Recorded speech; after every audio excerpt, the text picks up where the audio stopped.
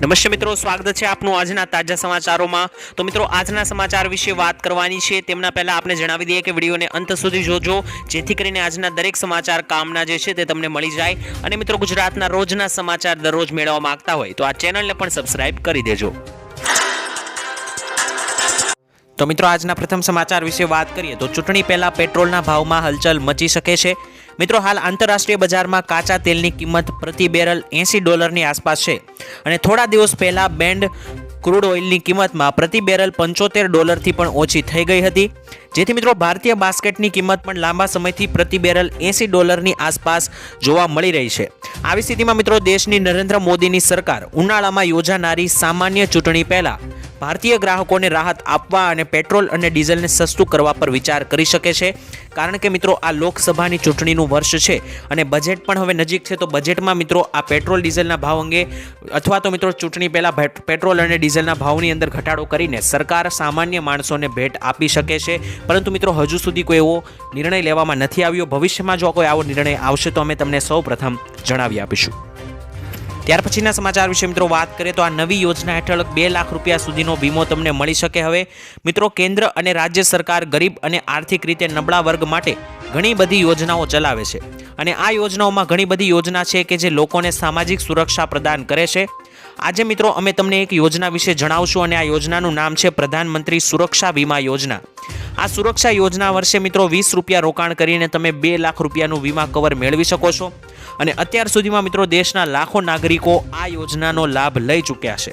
તો મિત્રો, પ્રધાનમંત્રી સુરક્ષા વીમા યોજનાનો એક સરકારી વીમા યોજના છે, તો તેનો લાભ 18 થી લઈને 70 વર્ષ સુધીના કોઈ પણ ભારતીય નાગરિક લઈ શકે છે।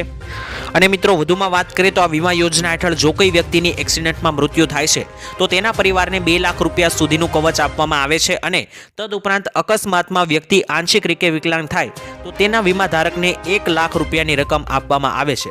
તો મિત્રો, આ વીમા યોજના હેઠળ વીમા ધારકને ₹20 લાખ સુધીનું પણ વીમા કવચ આગળ જઈને આપવામાં આવે છે અને આ યોજનાનો લાભ ઉઠાવવા માટે તમે કોઈ પણ બેંકમાં જઈને PMSBY જઈ અરજી કરી શકો છો અને આ યોજના અરજીની પ્રક્રિયા પૂર્ણ થયા બાદ તમારા ઓટો ડેબિટ મોડ દ્વારા દર વર્ષે 1 જૂને આપોઆપ રૂપિયા કપાઈ જશે। તો મિત્રો, માત્ર ₹20 થી ₹25 નજીવા ભાવે તમે ₹2 લાખ સુધીનું વીમા કવચ મેળવી શકો છો, જેમાં મિત્રો તમને 1 લાખથી લઈને ₹2 લાખ સુધીની સહાય મળવાપાત્ર થશે। સમાચાર વિશે વાત કરીએ તો આધાર કાર્ડ અને પાન કાર્ડ ધારકો ખાસ ધ્યાન આપે। મિત્રો, આધારની વિગતો મફતમાં અપડેટ કરવાની છેલ્લી તારીખ ફરી એકવાર સાંભળી લેજો। મિત્રો, આધાર કાર્ડમાં દસ્તાવેજો અપડેટ કરવાની છેલ્લી તારીખ અગાઉ જે 14 ડિસેમ્બર 2023 હતી, જેને UIDI દ્વારા 3 મહિના વધારીને 14 માર્ચ 2024 કરવામાં આવી છે। અને મિત્રો, આ માટે સરકાર દ્વારા my Aadhaar card application launch કરવામાં આવ્યું છે, જેથી જે મિત્રો આધાર કાર્ડ ઉપર સરનામું, ઉંમર, જન્મ તારીખ, મોબાઈલ નંબર અને ઈમેલ જેવી માહિતી મફતમાં અપડેટ કરાવવા માંગતા હોય તો તે 14 માર્ચ 2024 પહેલાં કાર્ય કરાવી લેજો, કારણ કે તમારું 14 તારીખ પહેલાં આધાર કાર્ડમાં કોઈ પણ સુધારા વધારા તમારે કરવા હોય તે મફતમાં કરી આપવામાં આવશે અને જો આ તારીખ ચૂકી જશો ત્યારબાદ તમારે જો કોઈ પણ સુધારા વધારા આધાર કાર્ડની અંદર કરવા હોય તો તમારી પાસેથી પૈસા લેવામાં આવશે। તો ત્યાર પછીના સમાચાર વિશે મિત્રો વાત કરીએ તો આ યોજનાની અંદર ખેડૂતોના પૈસા ડબલ થાય છે। મિત્રો, સરકાર દ્વારા ખેડૂતો માટે કિસાન વિકાસ પત્ર યોજના શરૂ કરવામાં આવી છે અને ખેડૂતોએ આ યોજનામાં રોકાણ કરવાનું હોય છે। આમાં મિત્રો ખેડૂતોને પાત્ર ખાતરીપૂર્વકનું વળતર જ નહીં પરંતુ બમણા પૈસા પણ આપવામાં આવે છે। ખાસ મિત્રો, આ યોજના વિશે સમજાવવું તો આ યોજના હેઠળ ખેડૂતોને રોકાણ પર 7.5% વ્યાજ મળશે અને આવી સ્થિતિમાં ખેડૂતોના પૈસા જે 120 મહિનામાં ડબલ થઈ જતા હતા તે માત્ર હવે 115 મહિનામાં ડબલ થઈ જશે અને આ યોજનામાં લઘુત્તમ ₹1000નું રોકાણ કરવું પડશે। તો મિત્રો, પોસ્ટ ઓફિસમાં જઈને તમે આ યોજનાનો લાભ લેવા માંગતા હોય તો ફોર્મ તમે ભરી શકો છો, જેમાં ખેડૂતોના પૈસા ડબલ થતા જોવા મળશે 115 મહિનાની અંદર। ત્યાર પછીના સમાચાર વિશે મિત્રો વાત કરીએ તો રામ મંદિરના દાનમાં ગુજરાતીઓ મોખરે જોવા મળ્યા છે।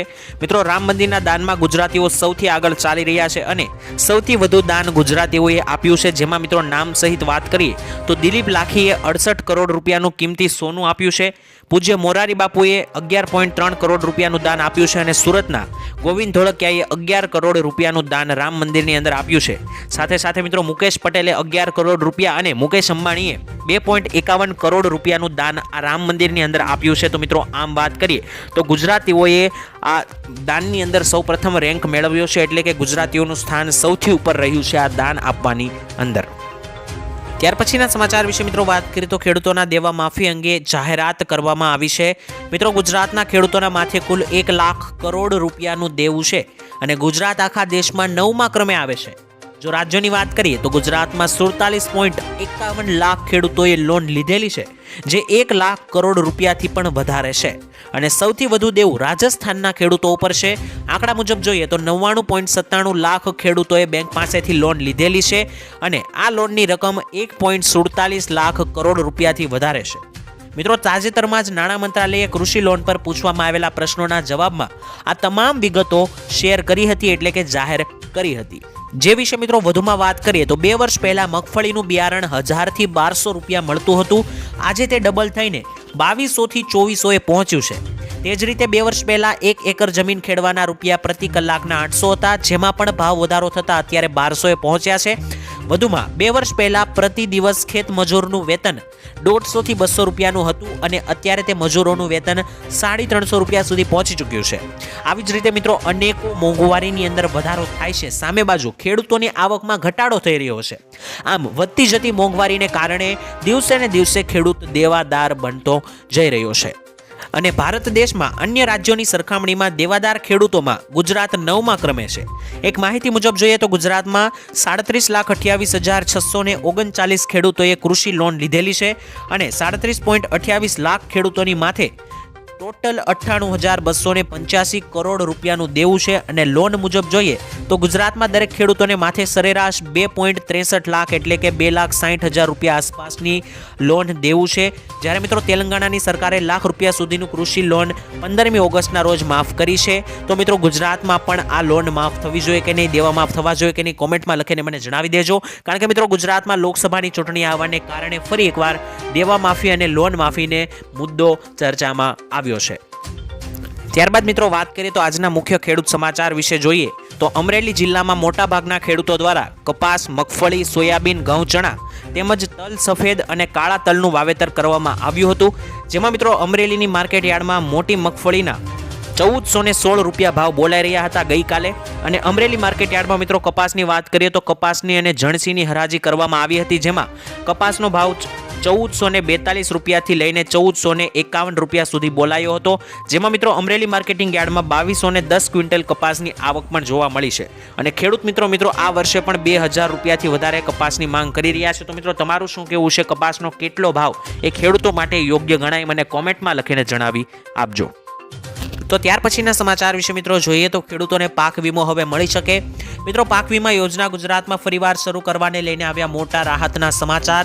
ગુજરાતમાં ફરીવાર પાક વીમા યોજના આગામી ખરીફ સિઝનથી શરૂ કરવામાં આવી શકે અને આ વખતે મિત્રો પાક વીમા યોજનામાં ખેડૂતોને લાભ થાય અને વીમા કંપનીઓ ખેડૂતોને લૂંટી ન જાય તે માટે દરેક નિયમો અને શરતો ખેડૂતલક્ષી બનાવવામાં આવી શકે અને ખેડૂતોને પાક વીમાની રકમ માત્ર ને માત્ર 48 કલાકની અંદર મળી જાય તેવી ઝડપી પ્રોસેસ સાથે પાક વીમાની એન્ટ્રી ફરી એકવાર ગુજરાતમાં થઈ શકે છે.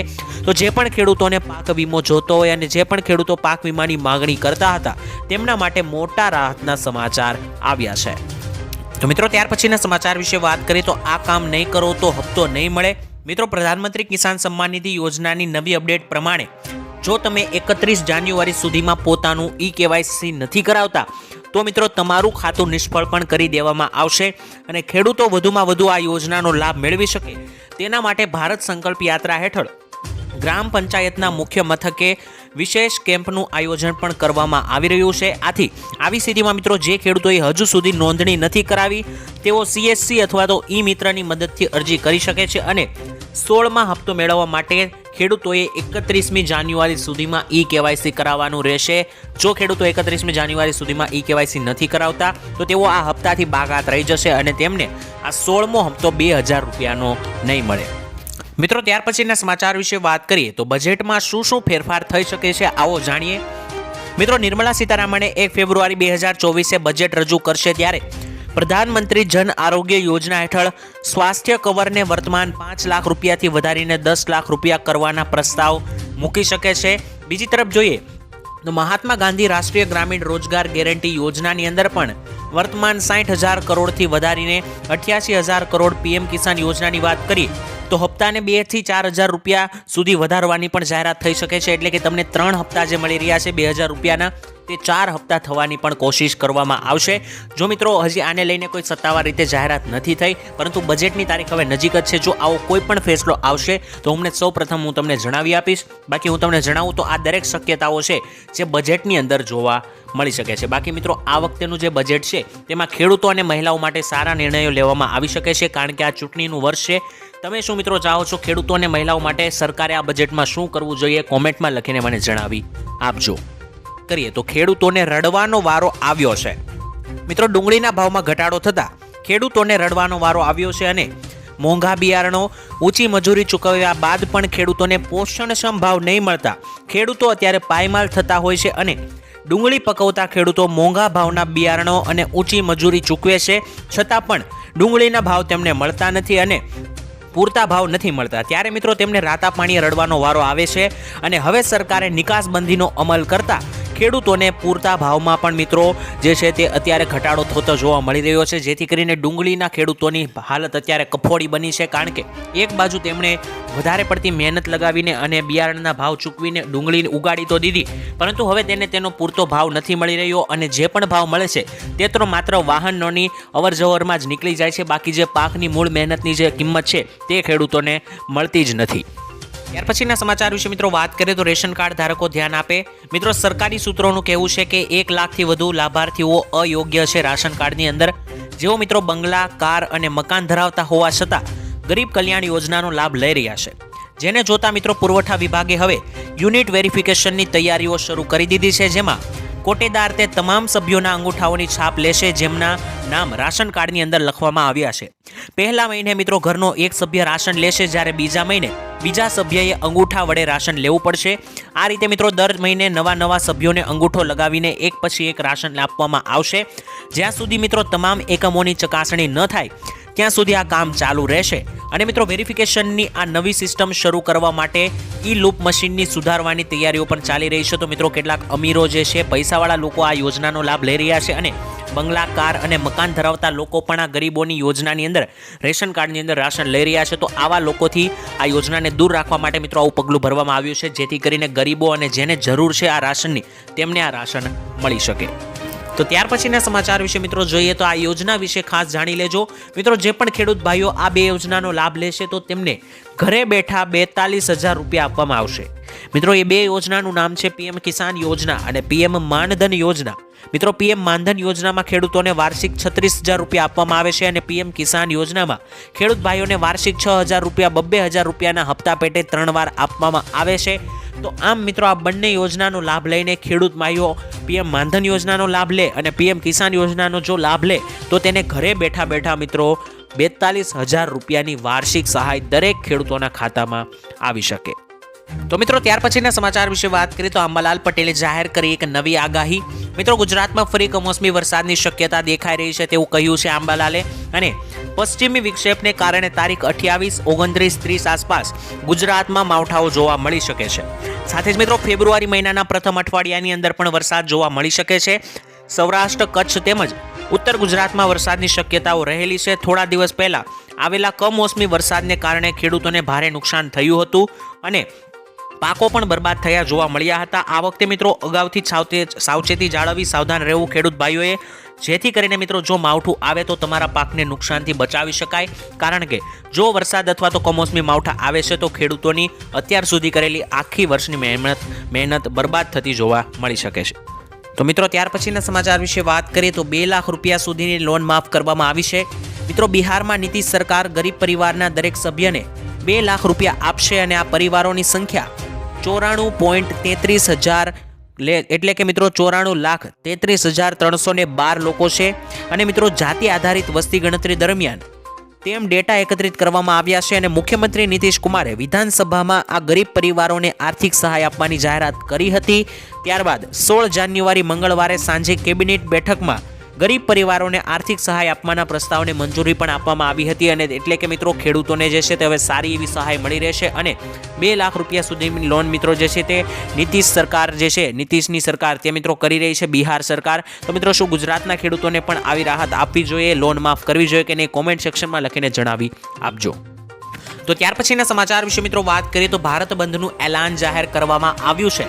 મિત્રો ભારતીય કિસાન યુનિયનના રાષ્ટ્રીય પ્રવક્તા રાકેશ ટિકૈતે 16 ફેબ્રુઆરીએ ભારત બંધનું આહવાન કર્યું છે. તેમણે મિત્રો ખેડૂતો અને દુકાનદારોને પણ અપીલ કરી છે.